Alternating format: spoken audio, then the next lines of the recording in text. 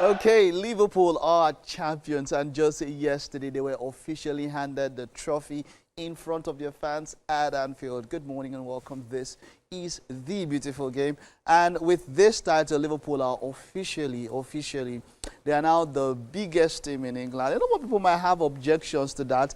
I definitely don't think Mary has an objection to that because the facts are there, and I'll let you understand what I mean by the facts are there. Good morning, Mary. How are you doing? Okay. The 10-point difference, very. No, Mary, so we're not. wide. You're not a fan the here. The golf is there. I don't want you to be a fan today. You're just an analyst, so please, because there's no he that is down in fear no fall. I can't be banting at you now. Let's just focus on analysis and forget about whose fan we are. But yeah, Liverpool, of course, picking the title just yesterday, and of course they had won it for what 28 days before now, over a month ago. But one thing interesting, Mary. Liverpool, when they beat Tottenham to pick that title, since then till the end of the season, they didn't win any game again. It was like they were dashing points now. Yeah, do you think that the players had gone on holiday? Why was that the case? So they've lost everything else. And so at some point, if you notice, they decided to just narrow it down, focused on the Premier League, which was, I dare say, a wise decision, considering how it's turned out. And so when they realized that, nobody's ever going to catch up with us this season, they decided to take a break and perhaps... okay, well, talking about breaks, let's take a look at how the season all turned out here in the EPL. Let's start with the results for the final match day. It was quite some drama. I was expecting more goals than we saw on the final day. But let's just take a look at some of these results. It was Bournemouth against Leicester. This wasn't really in question. They defeated Leicester 2-0.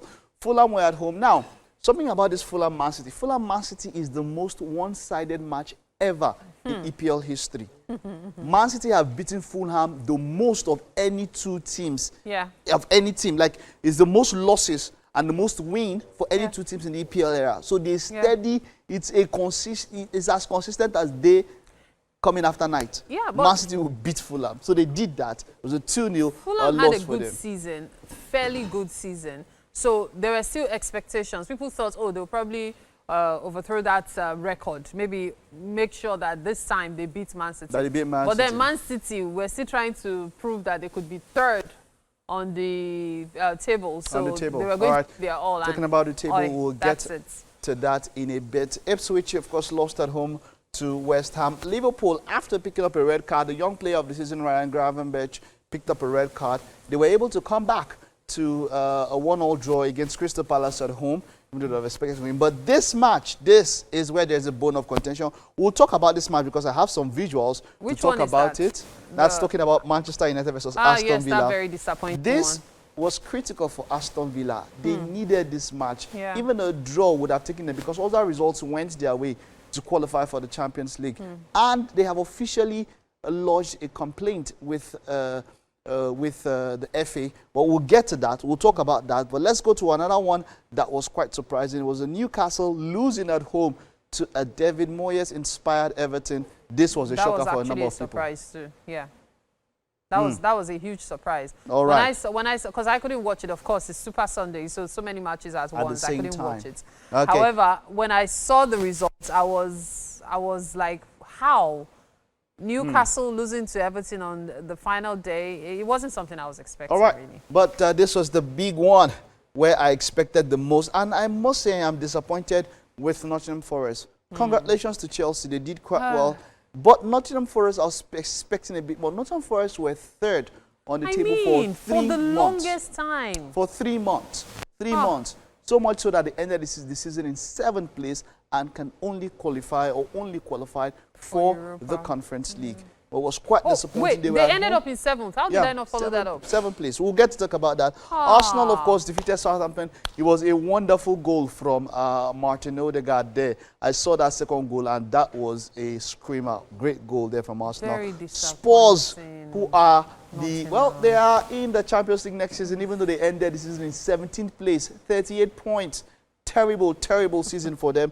But they are in the Champions League. They lost at home to Brighton even after scoring first, 1-4. And then, of course, it was Wolves 1, Brentford 1. So let's take a look at how the table how it ended for the season, and we'll get to see how all of that I know played we've out. not had a conversation since the Tottenham and Manchester United match yeah. And the reality is, I still find it really sad, the whole new Europa League rules and all. Yeah. Really, these two teams, we're talking about the 16th and 17th, getting to the Europa League final. And then now, one of them is actually going to be in the Champions League.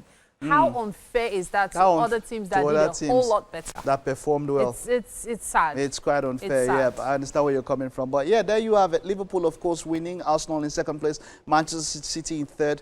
Congratulations to Chelsea fans who came up in fourth place. Newcastle United in fifth place. Now, that was where there was a bone of contention.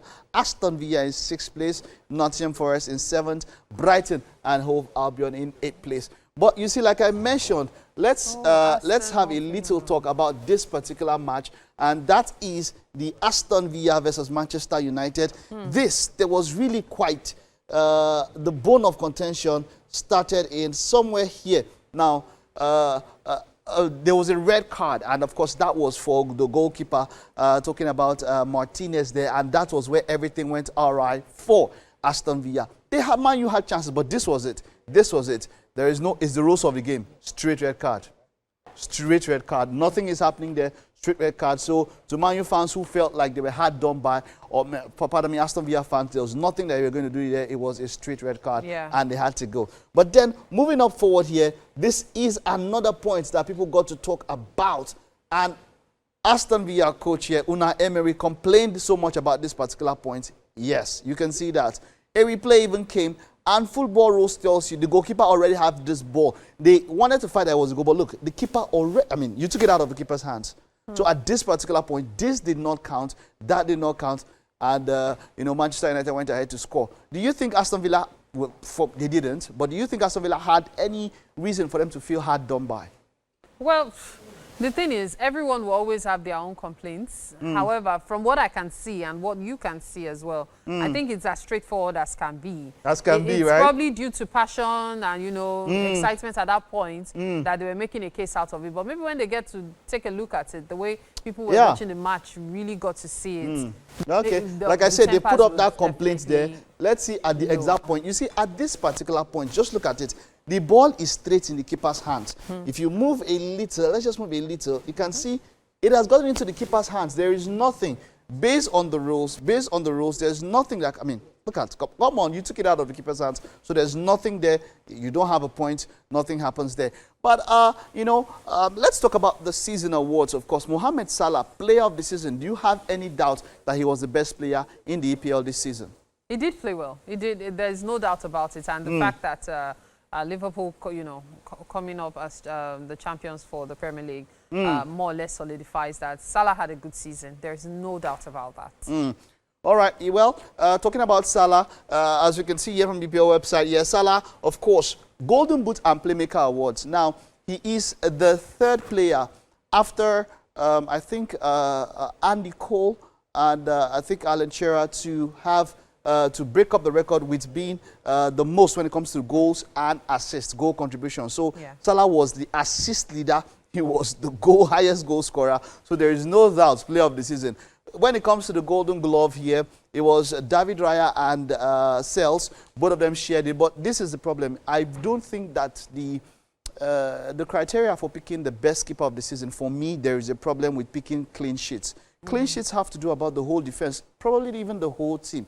I'd rather go for a save percentage, right? Save percentage or number of saves. That's how you can, it's the best way you can pick a keeper of the season rather than clean sheets. I mean, there are times when keepers have had clean sheets and they never touched the ball even once. And they had a clean sheet. Manchester City did it. There are times when Ederson doesn't have a single save to make, and then you are now called keeper of the season, but then you have someone like, say... The rules are the rules. That's what I'm saying. There are a lot of times they are changed.